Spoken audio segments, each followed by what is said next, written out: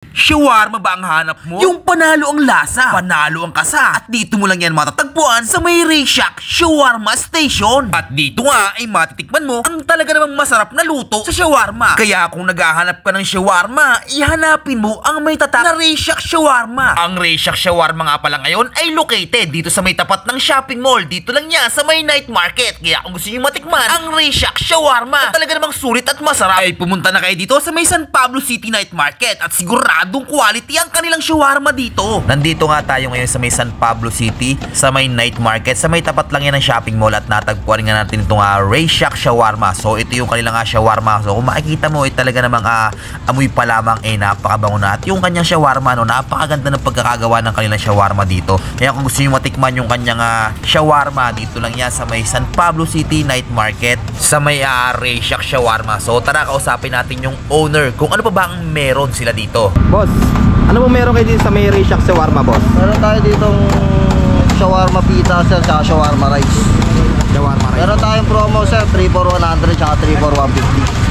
Bali, boss, anong oras ng open nyo dito? Ang open namin, sir, 3:30 hanggang 10 PM. Apo. Boss, exact location na lang, boss. Dito na lang, sir, sa malapit sa Mian City Shopping Mall. Shopping mall, sir.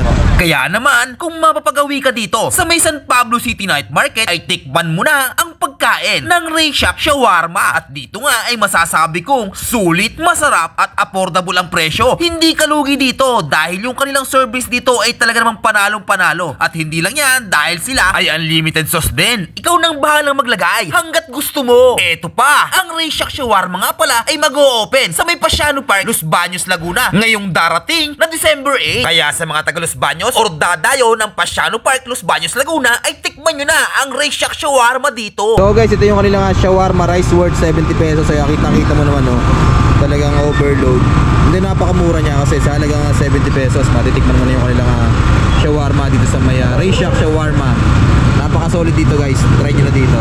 So guys, ito naman yung kanilang shawarma na 3 for 100. So pag bumili ka ng isa, worth 45 pesos. Oh, ano pang hinihintay ninyo? Kung gusto niyo ng quality, masarap at affordable na shawarma, ay dito na kayo bumili sa may tatak Rayshak Shawarma. Try nyo dito sa Rayshak Shawarma, napaka-solid.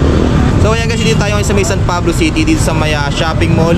And then natagpo natin yung bilihan ng masarap na shawarma. So ito nagkakalaga ng 70 pesos. Ito yung kanilang shawarma rice. So ayan, tikman natin guys. So napaka-overload.